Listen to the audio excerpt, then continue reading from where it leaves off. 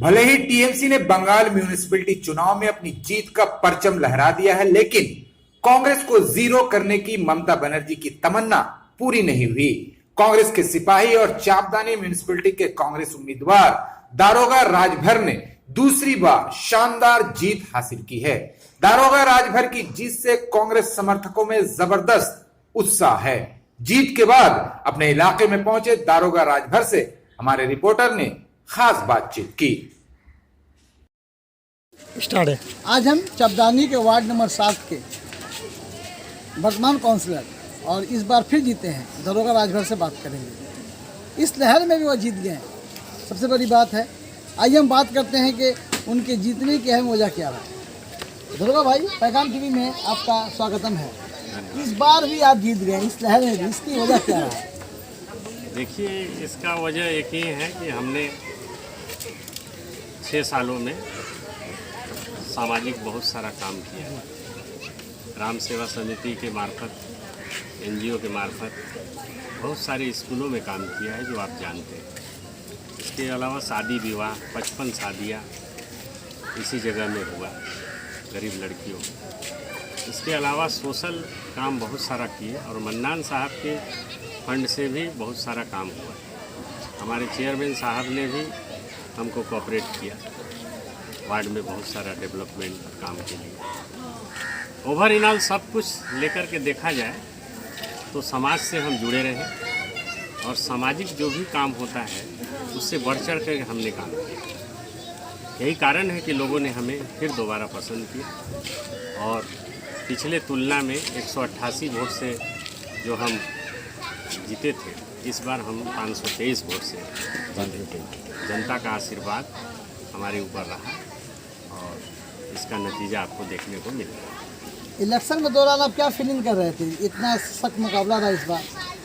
हम पूरी तरह आश्वस्त थे, 100% आश्वस्त थे कि जनता हमें ही दोबारा चुनकर लाएगी, क्योंकि जनता का जो बात विचार था, उनके साथ जो हम मिलते थे, बातचीत करते थे, उन बातचीत से पता चलता था कि लोग हमें चाहते हैं और पूरी तरह आश्वस्त थे कि हम दोबारा फिर जीत कर आएंगे। हालांकि हमारे विरोधी ने बहुत सारा षड्यंत्र रचा, हमें झूठा बनाया, हमें बहुत सारा घोटालों का आरोप लगाया, लेकिन जनता ने इन सब सारी बातों को नकारते हुए हमें फिर दोबारा लाया। चापदानी ऐसी एक जगह है जहाँ पर 10,000 उम्मीदवार कामयाब हुए। पूरे पश्चिम बंगाल में कहीं भी इतना इंडिपेंडेंट कैंडिडेट कामयाब नहीं हुए हैं, तो फिर वोट तो हंग हो गया, कैसे वोट बनेगा? इसका बताइए अब क्या स्टैंड है इसका? देखिए, मैं अपना बात बताऊँ, वोट कैसे बनेगा, कैसे बने, वो तो जो सत्ता पक्ष हैं उनका ये मामला रह गया। हमारा अकेले का बात जो है, हम जो है कांग्रेस के सिपाही हैं। हमारे अब्दुल मन्नान साहब हमारे गुरु हैं। जिला में भी हमने बात पहुंचा दिया। पार्टी की तरफ से जो सिद्धांत आएगा उसी पर हम चलेंगे।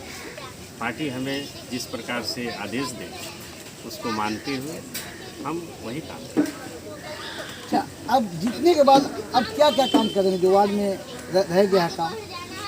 जीतने के बाद देखिए, सबसे पहला काम हमारा है कि यहाँ पर एक मीटिंग हॉल शादी विवाह के लिए रामदुलारी स्कूल के ऊपर में जो जगह खाली है उस पर, और यहाँ एक डलहौसी प्राइमरी स्कूल है उसके ऊपर, ताकि शादी विवाह में लोगों को लॉज भाड़ा नहीं करना पड़े। इसके लिए हम काम कर रहे हैं और इसके लिए हमने मन्नान साहब के थ्रू प्रपोजल भी राज्यसभा के सांसद अभिषेक मनु सिंघवी हो या प्रदीप भट्टाचार्य हो, उनके मार्फत यह काम करने के लिए हमने योजना बनाई।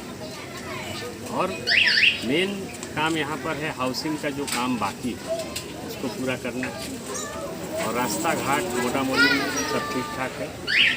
पेयजल जल का जो कहीं कमी है, पानी की जो कहीं समस्या है, उसके लिए भी हम प्रयास करेंगे ताकि प्रत्येक घर में अच्छा से उनको पानी मिल सके।